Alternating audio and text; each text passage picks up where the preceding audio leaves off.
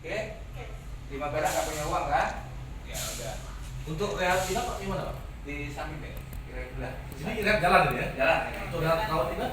Kami sampaikan dalam hal ini bahwa dari 28 orang sih. Jadi dari 28 orang yang sudah kita lakukan asesmen.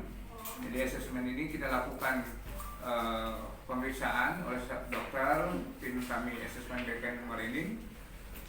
Dari hasil 28 orang, 9 orang kita lakukan rehabilitasi rawat inap. Nah, dan 19 orang itu kita lakukan rehabilitasi rawat jalan. Dari asesmen inilah yang menentukan seseorang apakah dilakukan rehabilitasi rawat inap dan rawat jalan.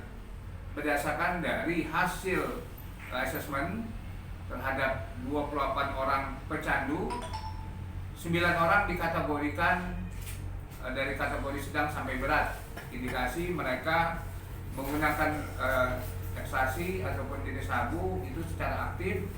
Kemudian yang 19 orang ini kita lakukan rehabilitasi rawat jalan. Berdasarkan asesmen mereka termasuk pecandu ringan. Ringan di sini dia kategorikan bisa 1 bulan 1 kali dia pakai dan tidak rutin dia gunakan. Kemudian dapat kami infokan juga pada hari ini bahwasanya di tahun 2019 itu yang sudah kami layani sebanyak kurang lebih 100 orang, di mana 60 orang rawat jalan dan 40 orang rawat inap. Dari target yang dibebankan negara sesuai dengan DIPA kami hanya 40 orang, namun demikian kami bisa melayani sampai 60 orang. Jadi ada over kapasitas sebanyak 150% dari target awal. Nah, untuk 2020 target kami hanya 25. Berdasarkan DIPA hanya 25. Namun demikian sampai saat ini baru bulan 1 ya. Baru bulan 1 itu sudah 32 orang. Ini per Januari ini 32 orang. Sedangkan kita target hanya 25 orang. Jadi untuk 1 tahun sudah dihabiskan dalam 1 bulan untuk anggaran yang digunakan untuk rehabilitasi rawat jalan. Kemudian rawat inap sudah 10 orang. Jadi ada peningkatan pemakai ataupun pecandu narkoba yang kita tangani.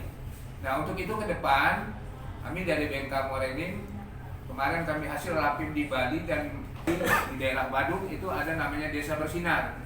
Bagaimana peran serta daripada pemangku adat, kemudian kepala desa dan pemerintah daerah dengan kebersamaan dapat menekan laju prevalensi ataupun pecandu narkoba di Kabupaten Badung.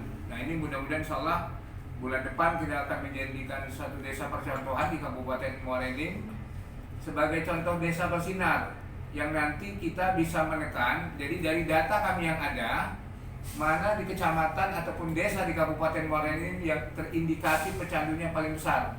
Dan akan kami coba di bulan Februari ini, kami akan terjun langsung, termasuk di tempat-tempat hiburan, pesta rakyat, akan kami tampilkan mobil BNN di situ.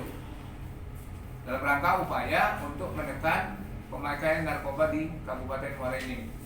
Nah, mudah-mudahan dengan hal tersebut ada kepedulian baik dari pemerintah daerah maupun instansi lain yang terkait yang dapat membackup dan menunjang program kita ke depan, khususnya Desa Bersinar dalam rangka Merinding bebas narkoba untuk di tahun 2020 minimal kita bisa menekan.